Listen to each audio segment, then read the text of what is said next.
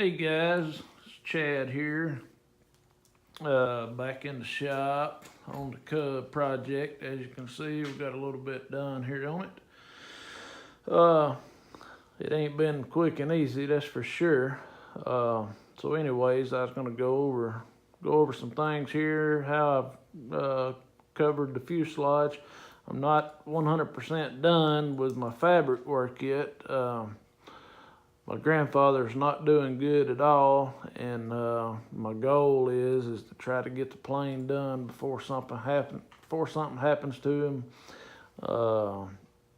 His birthday is August the 16th, and that's kind of what I'm shooting for. But the way it's looking, he's not gonna make it, to be able to test flight with me. So.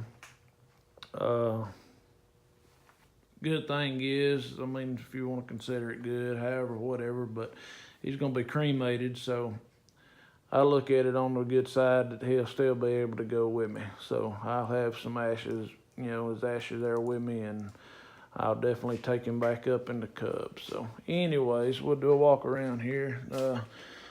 Sorry, I'm kind of down and out, man. He's had a rough day today, and I've had a rough day just being around him and all that good stuff. But anyway, say good stuff, bad stuff, but anyways, a lot of people covered the fuselage in and they'll put the fabric up, they'll lay them both on here, lap them over, pin them together, stitch them in a sewing machine.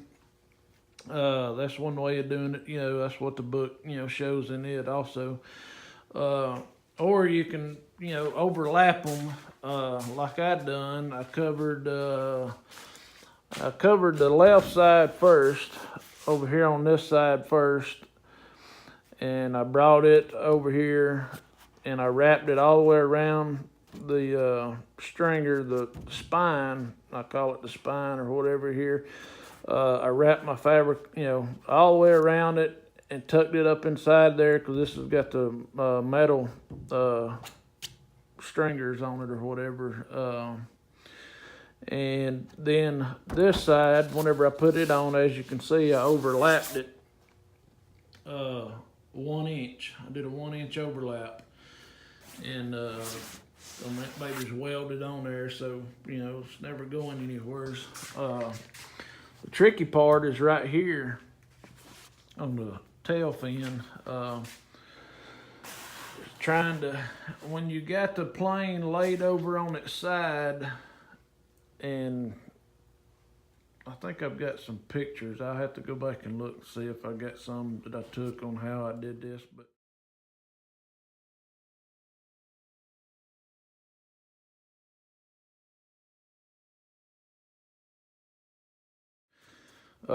kind of like I done, I don't know if you can see right there or not, but here it is, where I cut some slits here in it to get this side to fold on around, lay flat, but I didn't cut them all the way across where my glue line was at, was going at right here, whatever. So anyways, still got to clean that up there just a little bit, before I got to put some MEK on here, which its fabric's not tight all the way yet. But got to loosen that up there a little bit so it'll kind of pop out, a little bit more flatter and look pretty. Sorry, my phone's all over the place here. Still got to cut out this side and right here. And I think that's it as far as fabric goes. But I know not everybody covers up here, puts fabric up here on this side. I went on ahead and did it anyways. It's kind of tricky because, you have to get your screws in for your hinges, before you cover that, if you decide to cover it.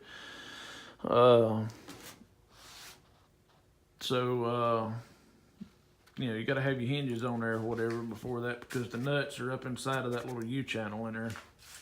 But anyway, got the trim cut in right here on my doors, or my windows, I'm sorry. Got my floorboard. I finished masking it all off today.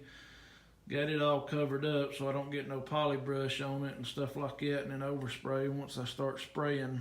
But the inside turned out pretty good. Right here, I just, brought the fabric around, glued on this side and on that side, and then I just wrapped the fabric around back behind, these quarter U-channels pieces there. Right here, I still got to cut some little patches. I'm just going to cut some little patches and glue on right here just for a little extra support, strength right there, and then the same on all four sides, or all four brackets there where the landing gear and all goes on. On the bottom side, I did the same thing.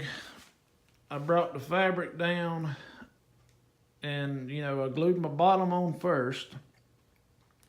And then I brought the sides on and, overlapped them 1 inch down there. So what I'm going to do is put 3-inch tape on the bottom longerons and down the spine. And then everything else will have 2-inch tape all the way around. I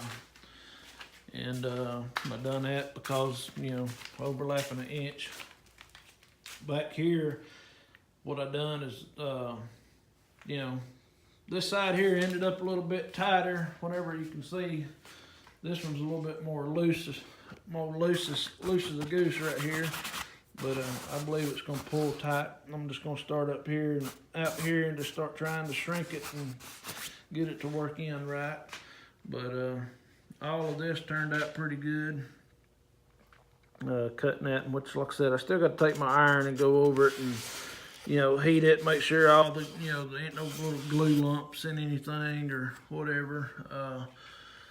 And then this right here turned out pretty good. I don't know if you can see, can't really see far up inside there or not, but anyways, my pulley, I don't know if you can see that or not, but whenever I cleaned this pulley up, I did my little bitty round wire brush on my Dremel, and took the little thing and just kind of touched it like that and made all the little spirals on it. Turned out good. This side right here turned out real good. It's just kind of snugged up. It ain't tight all the way. That's why you got a bunch of ripples right there in it. I tightened up the top part first, just right up through here. Before I put the other side on, so the fabric would be, snug right here as I put this glue joint on.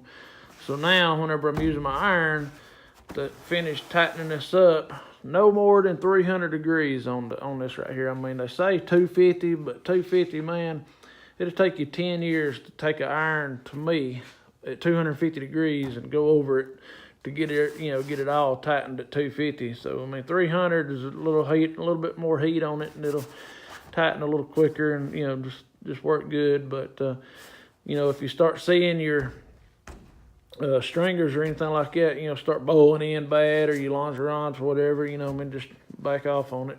But, anyways, turned out good. Got a couple little small little wrinkles there in it. I'm pretty sure they pull out good though once I start heating this up, and heat here and pull here and then here, and it'll draw it all out right there. But this side turned out beautiful, and so she's slowly getting there, man. I hope to have it focus in there, baby. There we go. I hope to have it in the pink, have poly brush hair on it, and start taping it off here, next week. And I got a fly-in coming up next month at Triple Tree in Woodruff, South Carolina. It's called Joe Naw. Me and my son fly RC airplanes also, and so we always take off and go up there. It's 13 years we've been going, so can't miss it. We missed last year because of the rain, and they called it off and canceled the event. But anyways, down here on the bottom, see if I can get down here. You can see right there how I left out this little triangle piece here on the bottom. Some people, a friend of mine, Mike Finney, on, he's on the Cub page or whatever on Facebook, but he left his out all the way, I think all the way up to like here. And then he put a aluminum plate on the bottom, painted yellow and everything, so he could just remove it for do all the inspection stuff instead of putting the inspection rings on. Look nice, looks beautiful from the side, but why I left this open down here is because once I get all my fabric done, then I can come up 27 inches from the back and get over here to put my holes for my rudder cables to come out, and hopefully, be able to get them poked through. But, my smart thinking, I'm just now looking right here and I'm like, well, yeah, goofy, which I ain't got no small arms, but, could possibly get in right there and reach down and poke them through there. Chad, what are you thinking? Anyhow, but that's going to get fabric on it too, so I may just go ahead and wrap it on it. You can see the cables are hanging out the bottom, or I just got them run back here, to keep them from being all bunched or loose as a goose in the fuselage there. Same way with the elevator cables. Got them taped up right there on the ends here. But anyways, I'm rambling on as I always do towards the end of a video, as I say. But I appreciate you watching. Sorry it's so long. Just be sure to give it a thumbs up and a like. And if you hadn't subscribed already, be sure to subscribe and keep up and follow the progress here on my Cub and my grandfather. And we'll see you soon on the next video. Hopefully it'll be a little quicker than this one. Thanks for watching. God bless you.